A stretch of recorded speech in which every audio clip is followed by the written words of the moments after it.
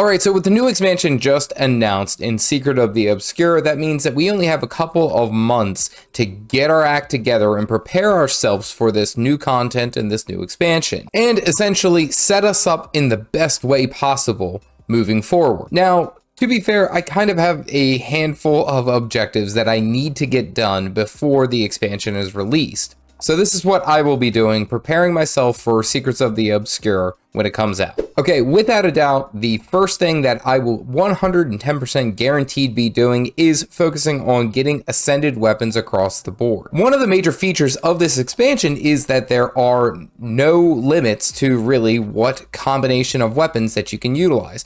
Straight from the gate, the elite specialization weapons are going to be open across the board. That means that my Weaver can now use my Catalyst's hammer, or my Dragon Hunter's longbow can now be applied to my Willbender, which is going to be a little wonky. That might be OP, but you get the point. First thing, prepping ourselves to have an ascended weapon that is essentially going to be able to handle any of the weapon combinations that we are considering, along with the elite specializations that we are going to be pairing them with. Having the top tier stats straight out the gate is going to be the biggest ease of use, quality of life thing that I can think of. Now, luckily, with that, there are quite a few ways to get ascended weapons. Now, of course, the traditional methods being, say, PvP, saying fractals, strike missions, those are more the stereotypical ways. You could do crafting, of course, but there are some that are actually baked in, so to speak. So looking at the achievement panel, scrolling all the way down to collections, when you go to collections, you end up going to specialization collections, and you can see all the ascended weapons that you can earn just by completing the collection. Now, this is usually tied to an elite specialization and a specific zone. So for this example, Gravity, which is the Catalyst hammer for the elite specialization, is based around doing things in End of Dragon zones. Whereas the Warp Blade, which is an ascended sword, is tied to the Weaver as far as the Path of Fire expansion is concerned. Now, every elite specialization has an ascended weapon that is tied to it, and there really is no limit to any way that you would like to customize it. It's really just about a little bit of a grind, and then you can earn this ascended weapon. One of the easier ways to go ahead and get ascended weapons is by going to the Eye of the North in the Hall of Monuments. This essentially allows you to join the Icebrood Saga, or IBS, strike missions. And these strike missions can earn you some actually really good gear for very minimal effort. So if we're looking at some of the weapons, it only costs you 250 of these Blue Prophet shards. Now, you get the Blue Prophet shards by completing any of the Icebrood Saga strike missions, and you can get a little bit more by doing the daily strike mission. So if you make your way down over here to End of Dragons and you go to Arborstone, you can go ahead and speak to this green shard collector and go ahead and purchase the same style of weapons, ascended weapons, at the same cost, but doing End of Dragons missions. So the last area I will mention as far as getting ascended weapons is actually going to be talking to this merchant here in the Fractals of the Mists, where they offer cobalt weapons, which are all ascended level of every make, for only a little bit of gold. Some of the Grandmaster marks, so either weaponsmithing, huntsman, or of the artificer, as well as some fractal research notes and a mess of fractal relics. Now, these can all be completed just by getting the fractals that you would be working on anyway, so it ends up being a feed-forward system. You do the fractals, you earn ascended gear, you earn a whole mess of gold. I have a whole guide on it. Fractals are an excellent way to start farming and getting ready for this expansion. All right, so the next big thing that I'm going to be focusing on is, of course, gold making. Gold is always at a major drain. It will essentially say that it comes in like a turtle and goes out like a bunny. We lose it so fast doing a bunch of different things. Really, if you were only being a dedicated farmer and you're making your gold every single day, there, of course, yes, there are outliers where you will be perfectly fine. However, for the rest of us, and especially if you were working on any type of legendary, you lose a lot. So my objective is going to be making some gold moving forward, preparing for the expansion. I have the mark that I would like to walk in with at least 200 gold. I'm working on the legendary vision, which I'll cover here in a minute. So my gold is a little bit depleted, to say the least. But knowing that you're going to go into an expansion that's going to have a lot of fancy new items, sets, things like that that are shiny that we would want to get and purchase, especially like the Rift Hunter armor set. I don't know if it was the one that was featured, but it looks pretty damn cool. And not even talking about the new build item in the relics, which they're essentially removing the 6-tier passive bonus for having 6 of the same runes and making it its own separate entity.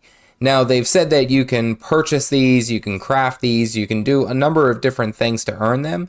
However, I have no doubt in my mind that if they're crafted and if they are sellable, they're going to be selling for a lot. So if we have the gold to either buy the materials to make it ourselves or just purchase it off of the trading posts, having some gold is going to help out. All right, so the next big thing that I'm going to be focusing on is stockpiling a whole bunch of boosters for once the new expansion is out. Typically with a new expansion, of course, they release a handful of new masteries, things that you can earn, continue to build on your character's power or your account's power for this example. Now, one such method that they have talked about and what they are planning on doing is the new Sky Scale masteries. If you've already completely maxed out the Sky Scale currently in the current game where you went through Living World Season 4, they are going to be changing some of the, we'll say, skills that your Sky Scale will have. What they are adding is really cool features, specifically like being able to mount your Sky Scale while in combat to escape, which is not something that you can do. You can't mount up in combat, but now you will. That is definitely something that I would like to have some of my experience boosters, so like my birthday booster, or even just the flat experience booster. Something that's going to help me be able to grind faster to get those masteries unlocked and get those things rolling. Like some of the other things that they have is an aerial assault where your Sky Scale can launch fireballs at enemies as they're flying through. And one of the coolest features is that they're actually going to be adding in some of the Heart of Thorne's gliding methods to the Sky Scale. So like the ley line gliding, the updraft gliding, your mount, your Sky Scale will be able to utilize those and stay afloat for longer. What we're seeing is that it will help refill your Sky Scale's float bar, the basic blue bar, while you are riding this updraft. So essentially you could stay in float for longer, and it functions just like your glider, which is awesome. Now, granted, for me, these ones are already complete because I already have a whole mess of birthday boosters. I have a bunch of experience boosters. I have a handful of, I believe they're heroic boosters on my Mesmer, so I'm pretty well set with this. This box is checked off. How are you planning to prepare for the expansion? Tell me down below. I want to hear what you guys have to say. Okay, so this is one that I actually picked up from watching other players and listening to what they had to say, and that's actually stockpiling some of the PvP potions or even the World v World potions. The reason being is what ArenaNet has hinted at when they release these new relics that are coming out, some of which will be earned through PvP reward tracks. Now, this is amongst other things that I'm sure that would be included. A number of new tracks usually come along with every expansion.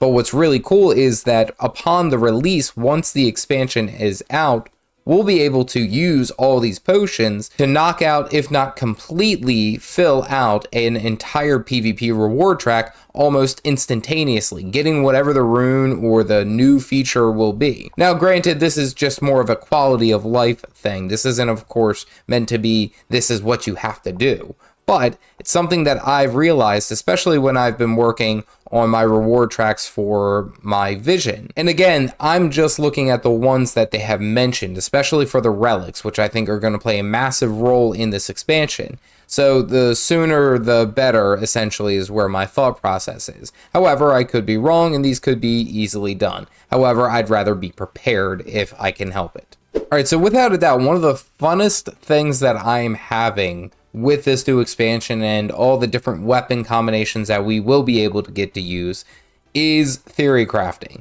I am planning out my build and what I think a good build will be for when this expansion launches. And I'll be honest with you, my front runner right now is a Weaver with the Catalyst Hammer. I think that's going to be great. A Hammer Weaver is, I think that's going to be awesome.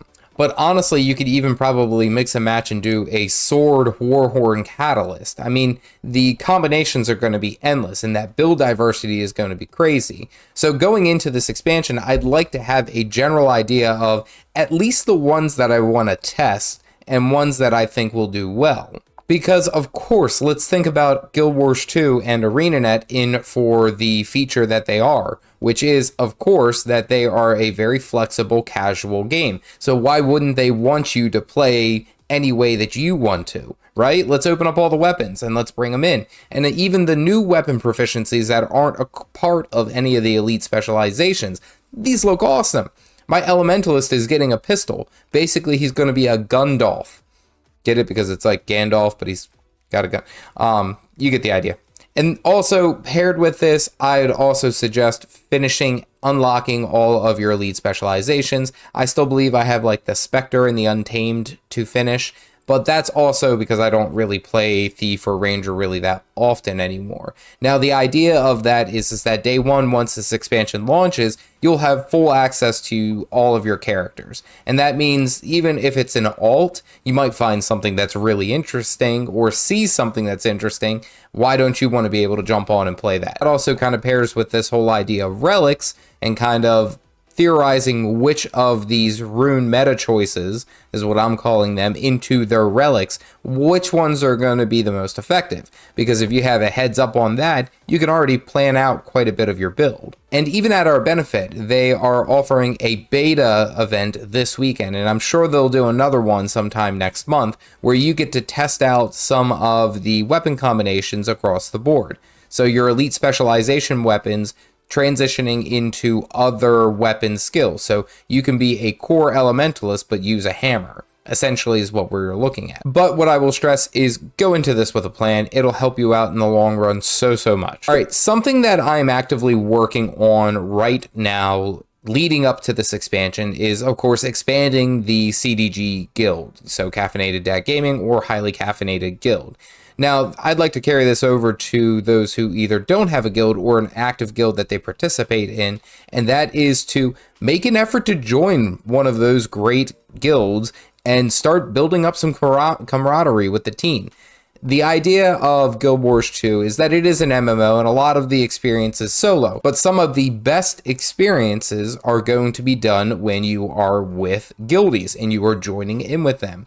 So the idea that I'd like to stress to you is try to find a guild, try to build up your core team. But that also carries into PvP, World v World. I mean, heck, even the new strike missions that they're looking to do. There is a lot of content that requires multiple people, multiple groups. So I would suggest that's probably going to be one of the bigger things that you can do to prepare for an expansion is to join a guild and actively participate. You have plenty of time now, start working at it. And even being, if you are looking at a specific style of endgame, so if you're looking at specifically strikes, World v World, PvP, or just open world, go to those specific zones. If you're into, say, PvP, go to the Heart of the Mists and ask in map chat, is any guild recruiting or anything like that? I see probably 2 or 3 announcements of recruiting every single time that I go in there. There are guilds that are actively recruiting. Same thing with strike missions. Either go to Arborstone or the Icebrood Saga hub and really just ask, hey, is there anyone that could recruit me to their guild because I'm looking to build a team or I'm looking to be more active on strikes. That's kind of the idea that I want you to build into your head, is that Guild Wars 2 works a lot better if you play it with a guild. Also, make sure to like and subscribe for all the Secrets of the Obscure expansion coverage, as well as just Guild Wars 2 fun content. Okay, so this is a massive one for me, but finishing up all the projects that I am working on right now before the expansion. So currently I have 3 major projects that I hinted at earlier, which is, of course, Vision is the legendary chess piece in PvP, as well as the legendary backpack from PvP. I'm kind of working on all 3 of them at the same time, and I'd like to at least finish one of them before Secrets of the Obscure comes out. I can't tell you how many times I've gone into an expansion and missed that initial release and that initial excitement because I was still trying to finish something that I lollygagged or I took my time with or I drug my feet with. And then even from there, I wouldn't get into that type of content, so the story mission or anything like that, until much later, and the excitement kind of died. And that's something that I would like to stress upon to you guys, and that's something that I will be doing and what I will be focusing on, which is to nail down these projects and get them finished, or at least to a decent stopping point before I progress and go into whatever Secrets of the Obscure is going to be bringing to the game. However, I will say that this is not gospel. Of course, this is just a recommendation, but I will say Guild Wars 2 is probably one of the best games at being able to stop and start on any of these large projects, just because, well, it's a casual MMO. You can stop and leave and come back in 3 months after you've dealt with Secrets of the Obscure and pick right back up where you left off. So keep that in mind. And without a doubt, lastly, the most important thing that I am preparing myself for this expansion is to take my time. I cannot tell you how quickly I tried to rush through End of Dragons when it was released. And I think I kind of like soiled that whole mentality of enjoying all the ambiance. One of the videos that I put out recently, and it was essentially what I would do differently if I were a new player in Quarteria, is to take my time. Get to see all the great features. Find out all the hidden little nooks and crannies, the masteries, the jumping puzzles, all these things that are baked into every expansion. Don't rush it. That's what the mentality that I'm having. I want to be able to take my time, enjoy the game as it's meant to be, and go from there. I don't want it to be this crazy stress fest. Let's sprint to the end and get it done. And also, that's just a note for those who want to help avoid burnout in this game, is don't push it. Don't try to rush it. I promise you, the game will be there. It's a casual MMO. You take your time, you'll be fine. That's the mentality that I'm carrying into this game, and probably the most important thing leading up to this expansion. If you want to learn a little bit more of what I would do differently if I were a new player in Guild Wars 2, check out this video here. Stay caffeinated, folks.